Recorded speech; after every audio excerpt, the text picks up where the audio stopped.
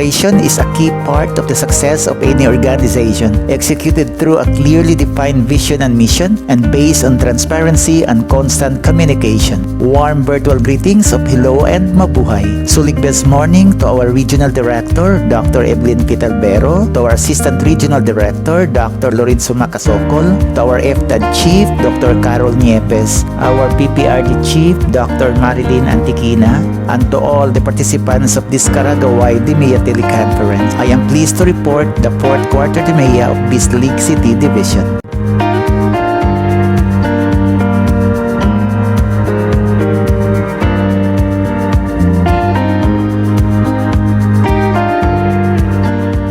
Division Monitoring, Evaluation and Adjustments of Bislig City Division, fourth quarter of calendar year 2020. Let me begin with table number 1, the consolidated computed physical outputs. The overall performance of Bislig City Division for fourth quarter of calendar year 2020 Dmea is 100%. For the Office of the Schools Division Superintendent, there are 4 key RAs: KRA number 1, Administrative Management; KRA number 2, Financial Management; KRA number 3, Performance Management; and KRA number 4, Ancillary Services. Out of the 4 key RAs, there are 21 target outputs and the actual accomplishments 21, and that is 100%. For the School Governance and Operations Division, there are 5 key RAs. We have the KRA number 1, the Support Services Management; KRA number 2, the Planning and Research; KRA number 3, Community Level Linkages and Partnerships; KRA number 4, the Human Resource Development; and KRA number 5, the Quality Assurance. For a total of 40 target outputs and the actual accomplishments 40, and that is 100%. For the Curriculum Implementation Division, KRA number 1, Instructional Management; KRA number 2, Assessment of Learning; KRA number 3, Learning Resources, Materials Management and Development. For CID, a total of 32 target outputs, then the actual accomplishments 32, and that is 100%. For table number 2, the computed accomplished physical outputs. Under the Office of the Schools Division Superintendent, KRA number 1, Administrative Management: properly and promptly provide personnel action and compensation. Process employees' salaries and benefits 1,019, that is 100%. Process newly appointed teaching and non-teaching personnel for a total of 36, and that is 100%. For the facilitating factors, observance, adherence to DepEd CEC-DBM memoranda and guidelines, close coordination in the field, constant tracking by the accountable officer on records on items to be published every time there is a vacancy. For lessons learned, close coordination in the field resulted to prompt release of benefits. There is a need to update personnel knowledge and technological advancements in order to cater to the new normal. 100% of data and records were available as soft and or hard copy. 100%. Functional ICT infrastructure and Bislig City Division Management and Information System, Human Resource Database and trainings properly databases. The IT officers should have the expertise to develop systems and web-based applications. Maximize the use of the system. 100% allocation of supplies, materials, and equipment were delivered and issued. This is intended for the 70 schools, the 36 learning centers, and of course the division office. This resulted to 100% because of the strong linkage among and between the end users, processors, division personnel, and suppliers to assure supply of school essential materials, equipment, and deliver it on time. Early procurement of forecasted planned school essential supplies and equipment needs enabled sufficient time for the procurement process, address supply challenges of such materials, and delivered it on time. Served client survey form based on the delivery of services offered by the agency for a total of 312, and this is 100%. Availability of division-initiated client survey form. Survey results are important in the management decision-making and improvement of clientele's services. Adherence to 5S standards for the 3 functional divisions. Observance, adherence to DepEd and Civil Service Memoranda guidelines and policies. Presence of division monitoring team on 5S standards. Sustenance of this practice is essential to maintain the cleanliness and orderliness of the division. That completes the KRA number 1 of the OSDS. Let us move now to KRA number 2 under Financial Management. management. The number of schools provided with seminars and workshops on financial management. We have 70 schools and that is 100%. Constant monitoring of financial related developments and information availability of division online platforms, which led to a more efficient conduct of related online seminar workshop due to advanced dissemination of information to the field. Continuous monitoring and updating of latest financial developments and information should be done to subsequently disseminate it to the management and school heads in order to help make timely and relevant decisions. Number of schools and learning centers monitored with proper reporting of the generation and utilization of funds. Again, we have 70 schools and 36 learning centers. The source of funds, the General Appropriations Act, fiscal year 2019, RA number 11260, and General Appropriations Act 8 2020, RA number 11465. The monthly monitoring of school MOE downloading. Strengthen monthly monitoring of school and learning centers utilization of funds. Number of claims of payments of salaries, benefits, and reimbursements processed versus target population number of incoming requests for a total of 867, and that is 100%. The source of funds, this is under the General Appropriations Act, fiscal year 2019, Republic Act number 11260, and sub-allotment release orders received and General Appropriations Act, fiscal year 2020, Republic Act number 11465. The prompt submission and complete and correct supporting documents for processing of financial transactions. Number of schools and learning centers with downloaded MOE granted cash advances for a total of 46, and this is 100%. Timely submission of liquidation reports by accountable officers through assistance and coordination with respective administrative assistants. Early deadline for processing of cash advances and its corresponding liquidation report was set on November in order to have all liquidations submitted by end of December 2020. Strengthened monitoring of cash advance granted to accountable officers, including the timely submission of its corresponding liquidation reports. Improved conduct of technical assistance by respective school administrative assistants for the submission of pertinent liquidation reports on time. For carry number 3, performance management, number of schools adhering to the customized RPMS, 70 schools, 100%, adhering to DepEd Order number 2, Series 2015. Utilize technology and social media platforms for updates and information. Continuation of assessment of schools as to SBM level of practice.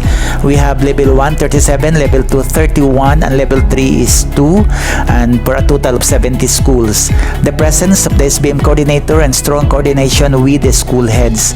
Open communication and compliance of the school heads to the mandate of the higher office. Number of accomplished feedback mechanisms from clients. We have a total of 312, 100%. Availability of division-initiated client survey form. The survey results are important in the management decision-making and improvement of clientele's services. Number of legal advice and legal opinions. Decisions rendered versus number of incoming requests within the respective period. This is under the legal section. We were able to record 79. The time management, knowledge of the law, diligence, division-initiated forms for certificate of no pending administrative case, database of transactions. Maintaining a database of records is essential for easier tracking, for faster release of CNPACs, and for prompt submission of reports required. The number of complaints acted upon, we recorded only one, welcoming and facilitating the manner towards all clients so they would not hesitate to file complaints. It is important to establish that our office is open and always willing to help anybody who has concerns in as far as the department is concerned. The number of endorsements made vis-a-vis number of complaints received, we have recorded 16, and that is 100%. Coordination with SDS and other personnel, knowledge of the law, time management, writing skills, and diligence. Work would be made easier with close coordination to the respective focal persons. The number of documents interpreted vis-a-vis the number of endorsements referrals received, we recorded 9, and that is 100%. A need to speak before school heads and other MANCO members is important to remind them of some laws, regulations, policies that they should follow when doing their jobs. Number of MOAs and legal instruments reviewed within the target date versus incoming request. We have recorded a total of 10, and that is 100%. Some personnel should be capacitated as to the drafting of MOAs and MOUs. Contracts, consultation must be made with the legal section before SDO enters into any agreement or contract, not after, so as to prevent problems instead of solving them. The number of investigation conducted versus the targets, we have recorded 2, and that is 100%. While we know that it is important to adapt to the new normal, there are still things that are best resolved when done face-to-face. However, strict health protocols must be observed to ensure the safety of all parties, including those of the legal section. Number of legal representation, appearance before appropriate tribunals versus number of deputies. We have recorded none so far. We don't have record on this. Number of schools and learning centers monitored on ICT infrastructures, programs and projects within the SDO versus the targets. We have 70 schools and 36 learning centers who avail the program, and that is equivalent to 100%.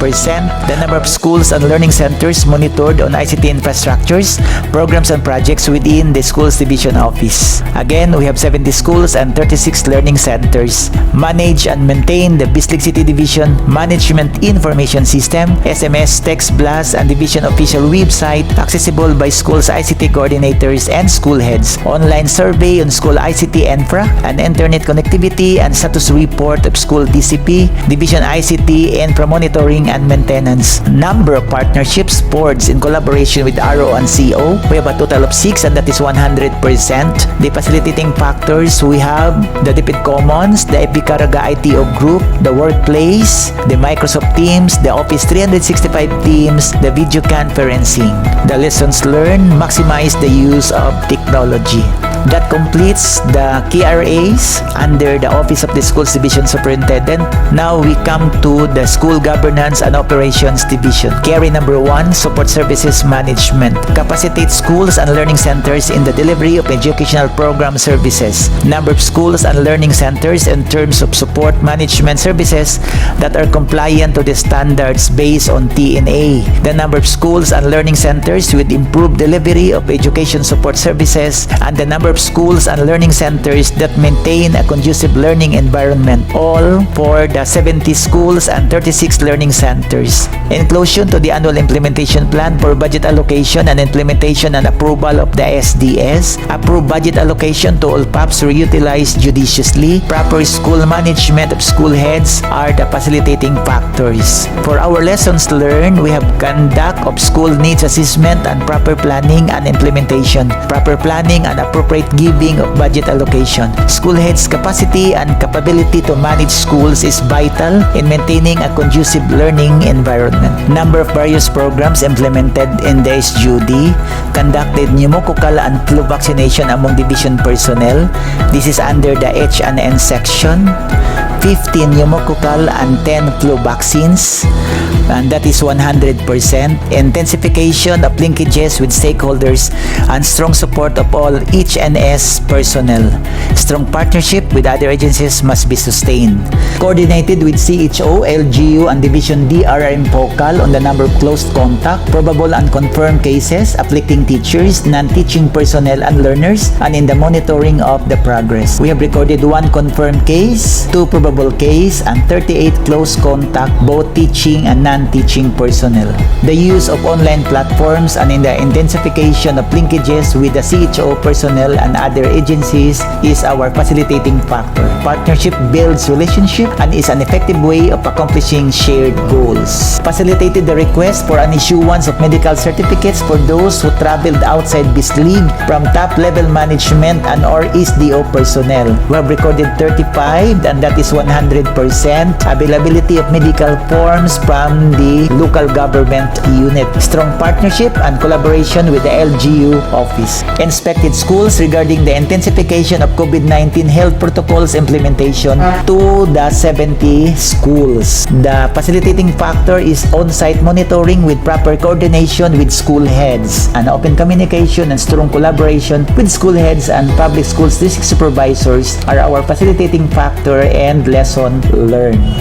Other programs implemented under each and N conducted division-led webinar, proper coordination with the management team and time management, and of course, collaborative efforts must be sustained. Conducted monitoring on establishments of the schools, dental and medical clinics. We have 5 central schools recipients to this program. Proper coordination with the division engineers, school heads, and school nurses of the recipient schools. Time management is very important.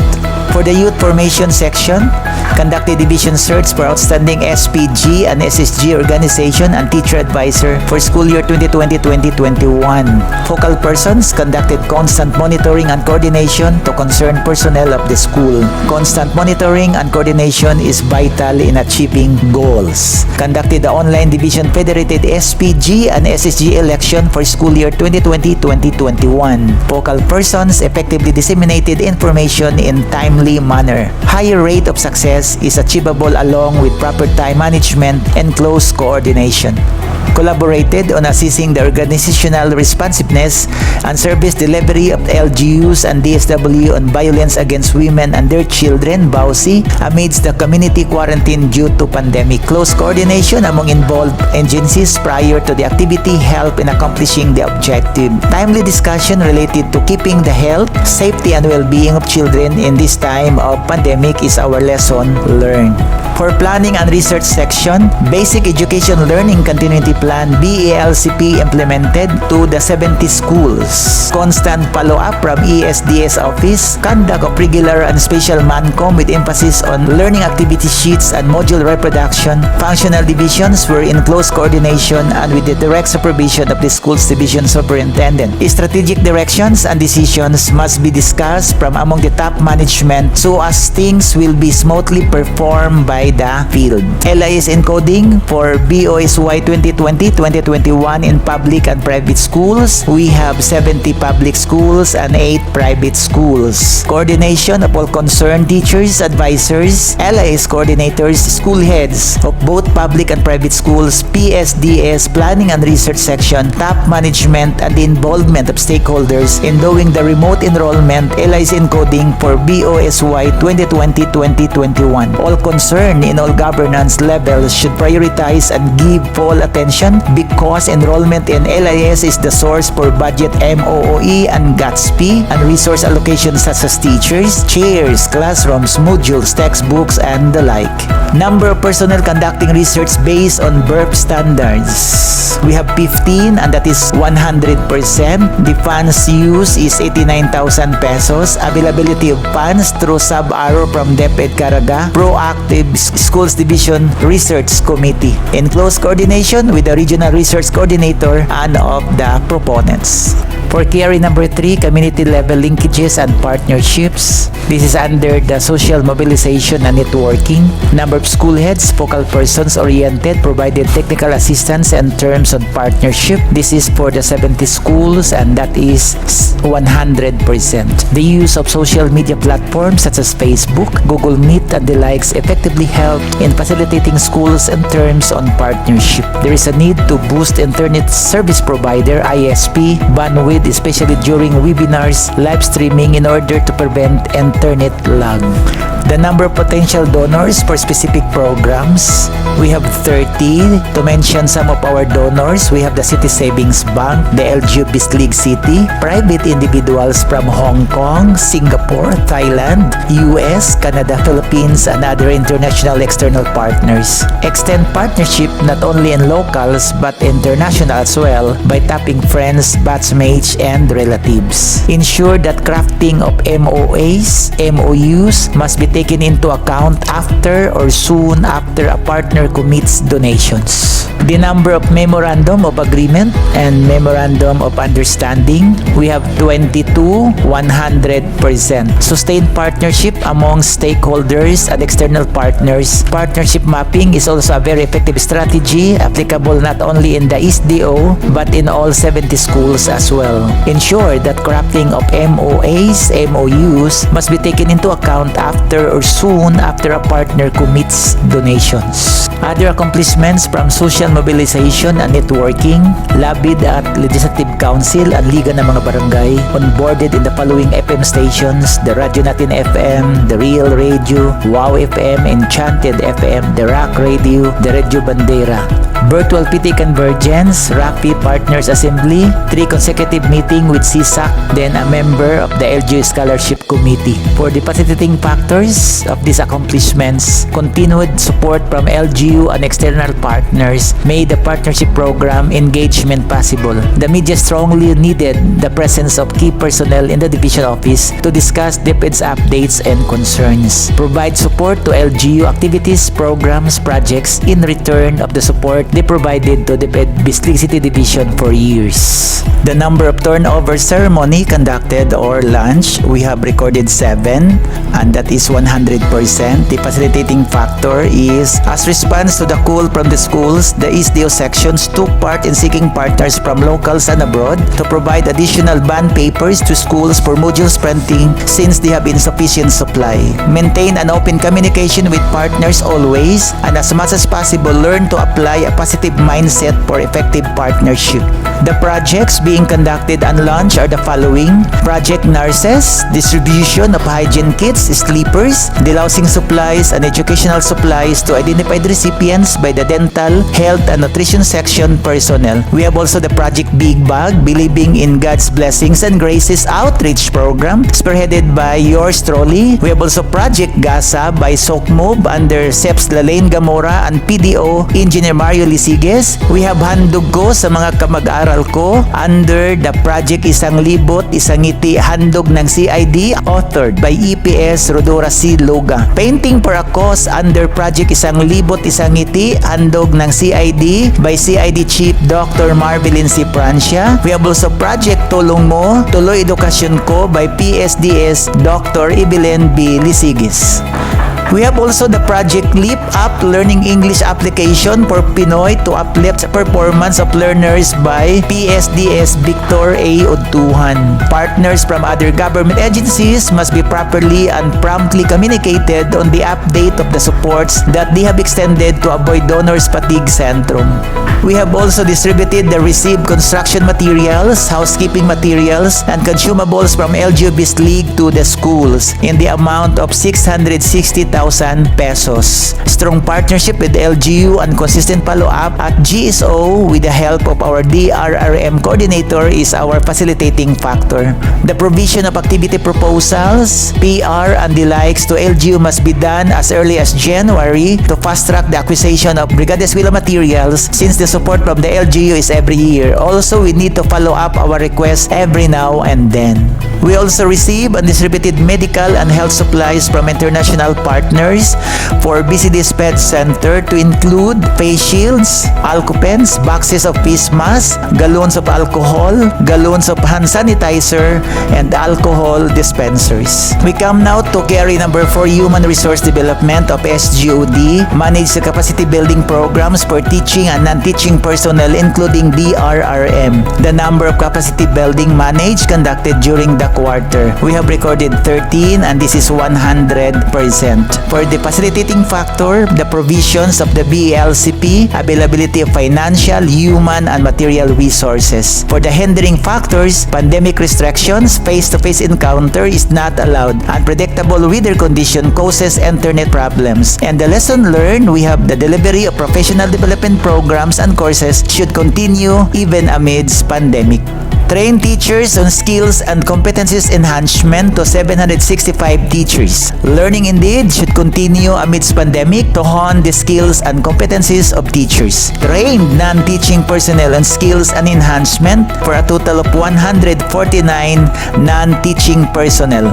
Necessity to capacitate human resources with the latest trend in technology. Seamless move to a digital workplace. Still under the human resource development, establish establish and manage rewards and recognition system. We have 2 under 4th quarter. We have the Gawad Bahandi to our retirees. Functional praise mechanism, teamwork with ICT section staff is the facilitating factor. It is important to recognize and honor those who have dedicated their careers to public service. In the new normal, virtual tribute to retirees is indeed meaningfully possible. The Gawad Pasidungog Division Level Awarding and Recognition of Outstanding SSG SPG organizations and teachers advisors. This is under the Youth Formation section. Functional praise mechanism is the facilitating factor, and the lesson learned is proper coordination with school heads and teacher advisors, and advanced planning as well lead to participation of schools. The last KRA under SGOD, KRA number 5, Quality Assurance, number of schools complying to documentary requirements. Pre-evaluated documents, the submitted documents from the private schools for the issuance of certificate of compliance for the prepared learning delivery modality. We have 8 private schools, and that is 100%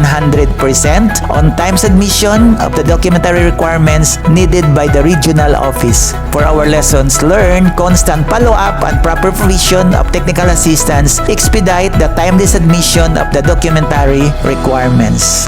For education facilities and PDO of DRRM, number of buildings which are disaster resilient, 15. Number of schools compliant with standards, 19. Number of school grounds which are hazard free, 21. The facilitating factor for this, the on-site monitoring and validation of schools with proper coordination with school heads. The lesson learned, the compliant with standards set by the central office ensures safety of learners and workforce. Still under KRA number 5 on quality assurance, the number of quality assured learning and development programs, quality assured trainings and webinars. This is under the monitoring and evaluation section. We have recorded 13, that is 100%.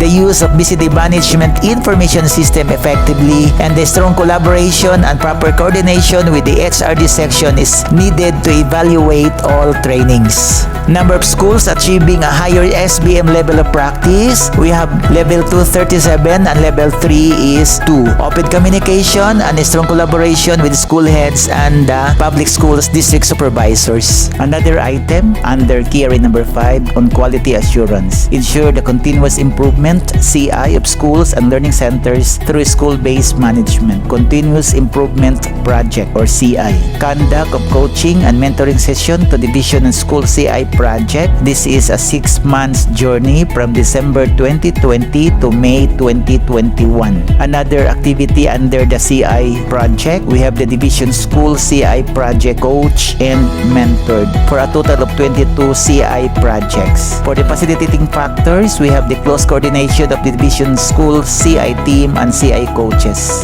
Another one, trained and committed CI coaches in giving technical assistance. For the lesson learned, open communication and strong collaboration with school heads and public schools district supervisors. Under KRA number 5, the quality management system, the QMS. Manage and implement the quality management system, the QMS. Consolidated Dmea report.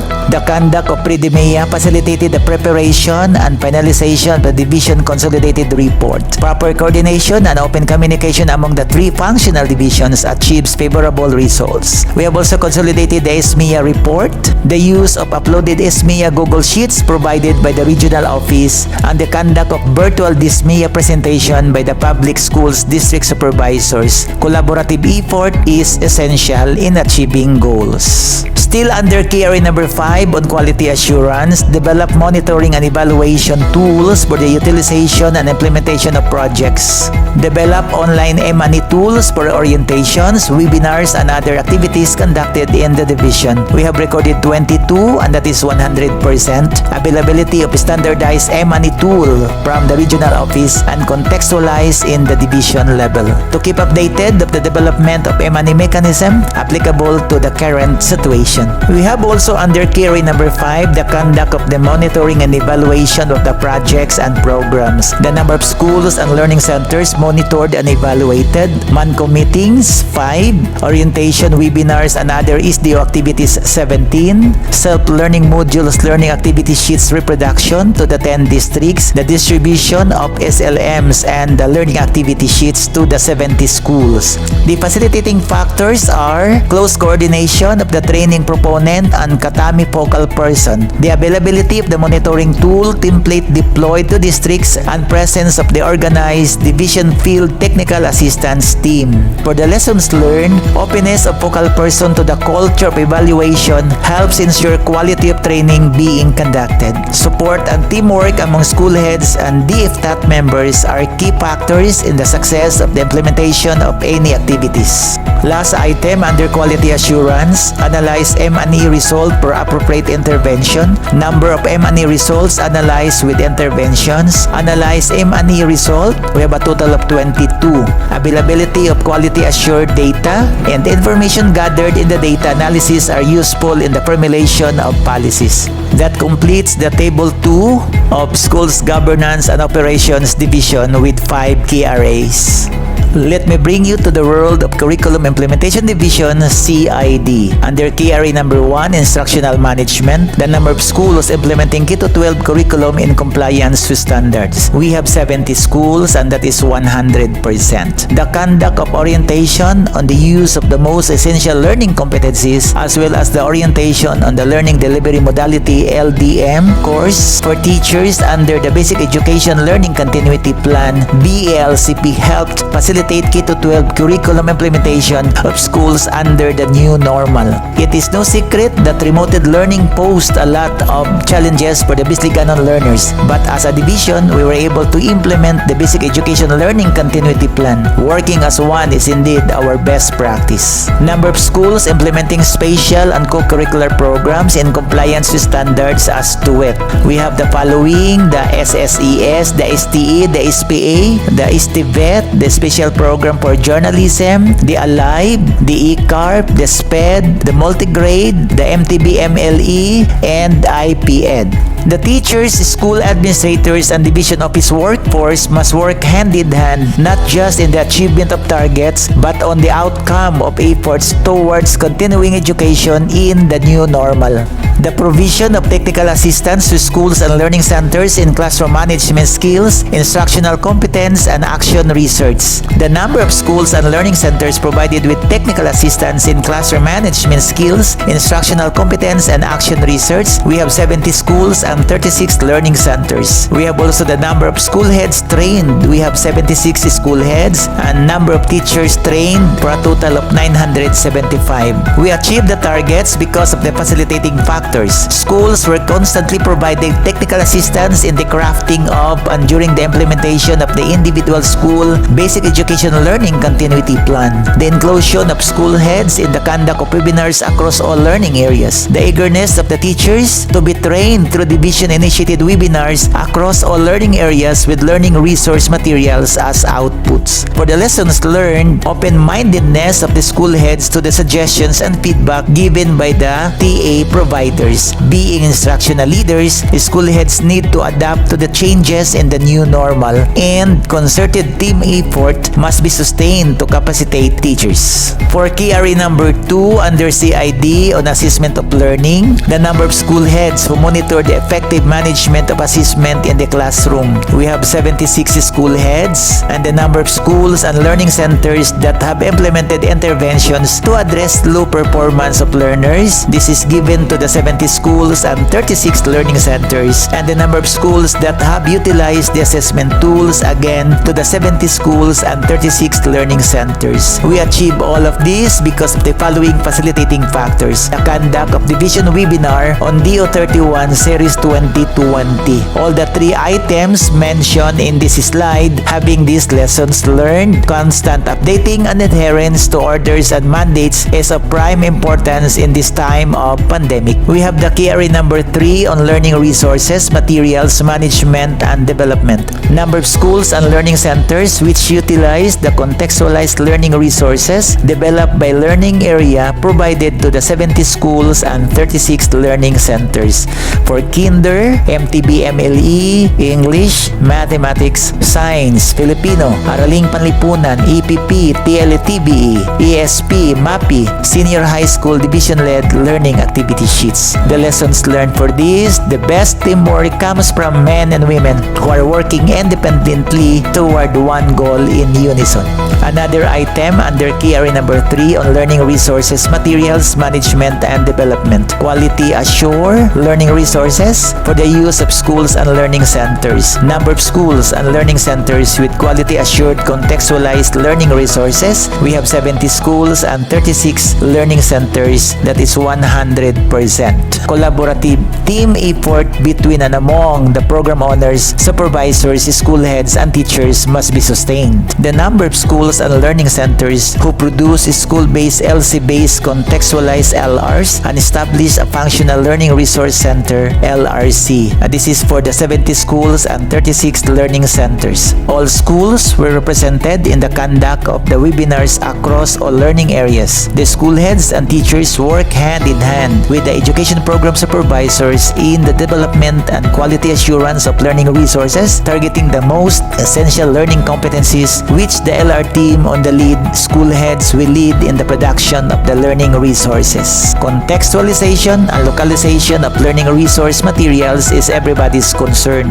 Thus, there is no other way that a division can achieve such activities but only through the alliance and partnership. That completes table number 2 on computed accomplished physical outputs. We don't have table 3 because we don't have an accomplished output for calendar year 2020. Let's go directly to table number 4, and this is all about the consolidated PAPS, computed accomplished physical outputs. I would just like to run through on this because most of these are already mentioned from the table number 2. These are the consolidated PAPS, computed accomplished physical outputs from the SGOD as well as from the CID. Bringing to you the table number 5, the consolidated PAPS, computed accomplished physical outputs. These are the local initiatives of this division of the different programs, activities, and projects. Coming up next is the run-through presentation of table number 6, and this is all about the physical outputs accomplishment by program coordinator. We have from the school governance and operations division, and we have also from the curriculum implementation division, CID. Here we go for table number 7, the ancillary services from the school governance and operations division and from the curriculum implementation division. Moving in to table number 8, consolidated issues and proposed resolutions. Under SGOD on technical, request for additional technical staff with basic skills and terms on education physical facilities to assist the division engineer. The proposed resolution, central office will assign a monthly basic technical staff shared from neighboring SDOs or from the region to assist the division engineer in Bislig City Division. For financial, still under SGOD, LIS, ABEIS has no fund allocation for calendar year 2020. Central Office to provide funds in calendar year 2021, and this is the proposed resolution. From the Curriculum Implementation Division, CID, they have two concerns. The first one is on institutional. No SLMs from Central Office for some learning areas. The proposed resolution, capacitate teachers on the development of learning activity sheets to supplement the unavailability of the modules. Another one, on financial, no budget allocation specifically for special programs like SPJ. The proposed resolution, conduct the activity ahead of time even without budget allotment. Regarding issues for attention of higher management external stakeholders, for institutional, delayed downloading of the SLMs from the CO to the SDOs, which affects the reproduction and distribution of the modules to the schools. The proposed resolution or action sought from management, central office to download their SLMs earlier to allow enough time for reproduction and distribution of the modules to schools. Under financial, delayed downloading of budget allocation from central office down to RO and SDO. No budget allocation for SPJ. For the proposed resolution, Central Office to download funds on time or within the expanded quarter of implementation. Central Office to allocate budget for SPJ or else issue a memo. For the implementing schools to allocate a percentage of their budget for the specific special program existing in the school. For table number 9, this is all about the status of personnel requirements and employment. We have here the tabular presentation composing the three functional divisions, the OSDS, the CID, the SGOD. Looking at the template, we have the number of personnel proposed by functional divisions, the number of personnel with plantilla position for the division, the number of actual personnel in the division, the number of personnel needs for the division, the number of personnel detailed in the division, the job order employees. For the tabular presentation on the status of personnel requirements and employment, this is to represent the three functional divisions, the OSDS, the CID, and the SGOD. This is now the graphic presentation on the status of personnel requirements and employment. There were no applicants for medical officer position as of fourth quarter of calendar year 2020. Bislig City Division personnel are equally distributed and fully utilized depending on the needs of the three functional divisions. We will proceed to table number 10 on the status of allotment and utilization of funds for the functional division. Presenting to you the graphic presentation on the status of allotment and utilization of funds for the functional division. We have here representing the OSDS in blue, the CID in red, and the SGOD in brown. The total allocation for the fourth quarter is 1,203,250 pesos for the whole division. As we can see, the OSDS has the biggest share because all other administrative costs are catered by the SID office. As shown in the pie graph, SGOD is allocated with 167,310 pesos or 14%, while the CID with a total of 220,440 pesos or 18%, while the OSDS with the total of 815,500 pesos or 68% of the total allocation. Presenting to you another graphic representation on table number 10, and that is on the status of allotment and utilization of funds for the functional division. As illustrated in the above bar graph, it can be gleaned that 213.18% of the fourth quarter allocation was utilized, in which the amount was 2,565,053 pesos and 56 centavos over a total allocation of 1,203,250 pesos. The Office of the Schools Division Superintendent got the highest percentage of utilization, having 270.98% or a total of 2,204,929 pesos and 40 centavos over its allocation of 815,550 pesos, followed by SGOD of 143.99% or an amount of 240,903 pesos and 76 centavos over its allocation of 167,310 pesos, and then by the CID having 54.08% utilization or an amount of 119,220 pesos and 40 centavos over the allocation of 220,400 pesos.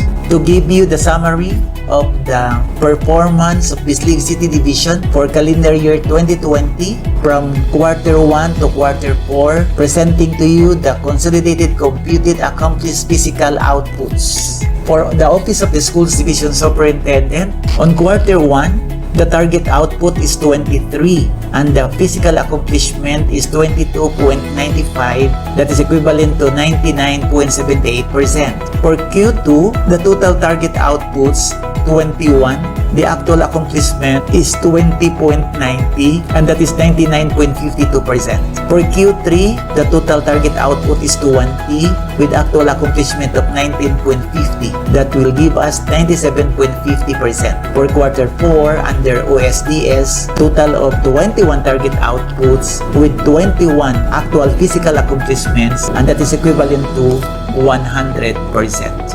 For the summary performance under School Governance and Operations Division SGOD for calendar year 2020, For quarter 1, the total target outputs 38 with the actual physical accomplishments of 37.51, and that is equivalent to 98.71. For Q2, 34, the total target outputs with 32.93 actual physical accomplishments with 96.85%. For quarter 3, total target outputs 41, actual physical accomplishments 41, and that gives us 100%. For quarter 4 under SGOD, the total target outputs 40, the actual physical accomplishments 40, and that is 100%. For the total performance of the Curriculum Implementation Division calendar year 2020, quarter 1, 31 target outputs, the actual physical accomplishment is 31, 100%. Quarter 2, the expected target outputs 28, the actual accomplishments 28, 100%. Quarter 3, target outputs 28, actual accomplishment 28, 100%. And quarter 4 under CID, target outputs 32, actual accomplishments 32, 100%. This is now the final consolidated computed accomplished physical outputs from quarter 1 to quarter 4 coming from the 3 functional divisions. For quarter 1, the target output is 92. The actual physical accomplishments 91.46, and that is 99.41%. For quarter 2, that is 83 target outputs with 81.83 actual accomplishments, 98.59%. For quarter 3, total target outputs 89, actual accomplishments 88.50%. Of accomplishment over the target is 99.44%. While quarter 4, the total expected output is 93, the actual physical accomplishments is 93, and the percent of accomplishments over the target is 100%. That completes the Dmea report of Bislig City Division. We truly appreciate your time listening. On behalf of our Schools Division Superintendent, Dr. Gregoria T. Su, our Assistant Schools Division Superintendent, Dr. Hector D.N. Macalalag, our CID Chief, Dr. Marvelyn Francia, Admin Officer 5, Ma'am Christian Sen Trujillo, the SEPs for M&E, Ma'am Adel Pasidua, the EPS2 for M&E, Sir Christopher Kimila. This is Demi Kinal, reporting from Bislig City, saying thank you and have a great day. Deped Garaga, padayon sa paglambo.